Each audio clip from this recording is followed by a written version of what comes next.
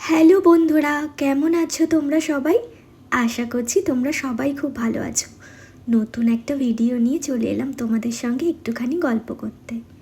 আজ আমি তোমাদেরকে একটা আনন্দের খবর শোনাবো। তনুষ্কা সাউ আমার student.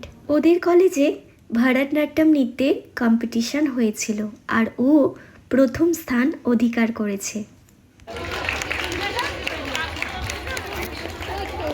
Second Bipasha Chakraborty, education honours, 5th same.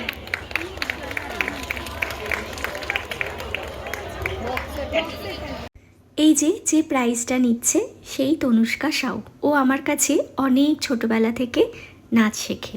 ওর জন্য আজ আমি অনেক খুশি। ওর জন্য আমার অনেক শুভকামনা রইল। এই আনন্দের খবরটা তোমাদের সঙ্গে শেয়ার করতে পেরে আমি খুব খুশি। আর প্রতিদিনের মতো আজ আমাদের কিচেনে কী রান্না হয়েছিল সেটাও তোমাদের সঙ্গে শেয়ার করব। চলো তাহলে। ঠান্ডা হোক বা গরম হোক, এই রেসিপিটা সব সময়ের জন্যেই খুবই সুন্দর লাগে।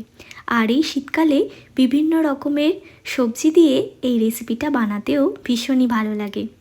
এখানে সব কিছু সবজি সুন্দর করে কেটে নিয়েছি। এতক্ষণে হয়তো একটু একটু বুঝতে পেরেছো এটা কী রেসিপি।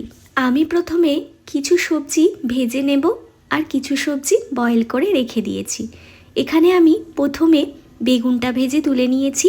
এর আগে অবশ্য আমি বিউলির ডালের বড়িটা ভেজে তুলে নিয়েছিলাম। এরপরে আমি শিমটাও এইভাবে ভেজে নেব। হালকা হালকা ভেজে নিতে হবে যাতে না পুড়ে যায়। তারপরে আমি ভেজে নিচ্ছি করলা, এটাকেও হালকা করে ভেজে নেব। তারপরে কাঁচকলাটাকেও এইরকমভাবে ভেজে নিতে হবে।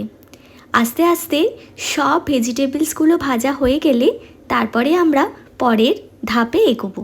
এই রকমভাবে শুক্তো রান্না করে একদিন খেয়ে দেখবে, পুরো অনুষ্ঠান বাড়ির মতনই স্বাদ আসবে। সেই একই তেলের মধ্যে আমি আলু, রাঙা আলু আর ডাঁটাগুলোকে ভেজে নিচ্ছি। আর এই তেলের মধ্যে আমি অল্প একটু দিয়েছি রাঁধুনি আর শুকনো লঙ্কা। তারপরে আমি এর মধ্যে একটা বাটা মশলা অ্যাড করে দিয়েছি। বাটা মশলার মধ্যে ছিল সর্ষে আর একটু নারকেল।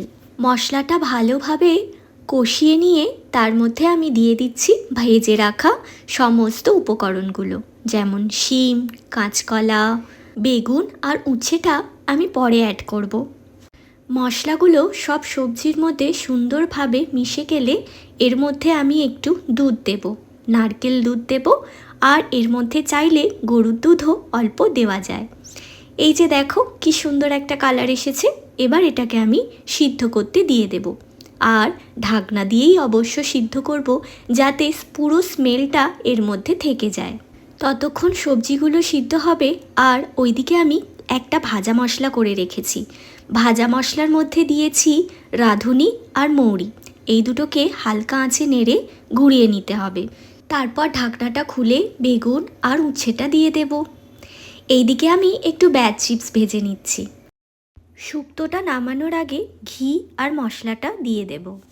এই দেখো শুক্তোটার মধ্যে আমি সেই গুঁড়ো মশলাটা ছড়িয়ে দিয়েছি আর কি সুন্দর মাখা মাখা হয়ে গেছে। এবার তো পরিবেশন করার পালা। আর যখন সবজিগুলো ভাজা হচ্ছিল তখন নুন, আর যখন দুধটা দেওয়া হয়ে গেল তখন চিনিটা দেখে নিলেই রেডি হয়ে যাবে সুন্দর একটা শুক্তো। মঙ্গলবারে আমাদের এই রকম সিম্পল একটা রেসিপি ছিল। আর এই রেসিপিগুলো ট্র্যাডিশনাল রেসিপি, যেগুলো কখনোই পুরানো হয় না। আর এর স্বাদ মুখে লেগে থাকার মতো, গরম ভাতের সাথে জাস্ট জমে যাবে। আজ তাহলে তোমাদের সঙ্গে আমার গল্প এতটাই। দেখা হচ্ছে পরের আর একটা দিন অন্যরকম রেসিপি আর অন্যরকম ভিডিও নিয়ে। তোমরা সবাই ভালো থাকো, সুস্থ থাকো আর এইভাবেই পাশে থাকো। আর কমেন্ট করতে ভুলো না। তোমাদের কমেন্ট দেখে আমি আবার নতুন ভিডিও বানানোর উৎসাহ পাই। আজ তাহলে আসি, টাটা।